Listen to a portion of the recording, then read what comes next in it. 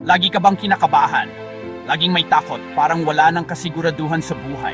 Sandali lang. Sa loob ng 3 minuto, pakinggan mo ang 10 makapangyarihang talata sa Biblia na kayang baguhin ang takbo ng puso mo. Mula sa takot, tungo sa kapayapaan. Hindi aksidente na naririnig mo ito ngayon. Ito ang mensahe ng Diyos para sa iyo.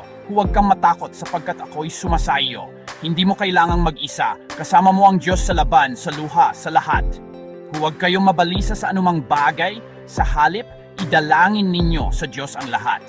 Kapag hindi mo na kaya, ipag-pray mo. Siya ang bahalang magdala ng mga bigat ng puso mo.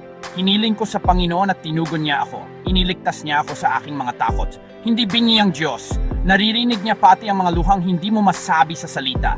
Ang kapayapaan ko ay ibinibigay ko sa inyo, sabi ni Jesus. Ang mundo magulo, pero ang puso mo kayang payapain ng Diyos. Hindi espiritu ng takot ang ibinigay sa atin ng Diyos, kundi ng kapangyarihan, pag-ibig at mahinahong pag-iisip. Ang takot ay kasinungalingan. Ang katotohanan, may lakas ka dahil kasama mo ang Diyos. Huwag kayong mabalisa tungkol sa kinabukasan.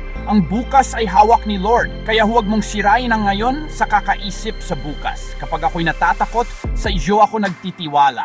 Normal lang matakot, pero piliin mo pa ring magtiwala sa Diyos. Dahil siya ang mas makapangyarihan sa anumang kinatatakutan mo. Magpakataka at lakasan mo ang iyong loob, sapagkat ang Panginoon mong Diyos ay kasama mo saan ka man pumaroon. Hindi mo kailangang maging matapang mag-isa. Kasama mo siya sa bawat hakbang ng buhay. Ilagak ninyo sa Kanya ang lahat ng inyong kabalisahan, sapagkat siya ay nagmamalasakit sa inyo. Bitawan mo na ang hindi mo kontrolado.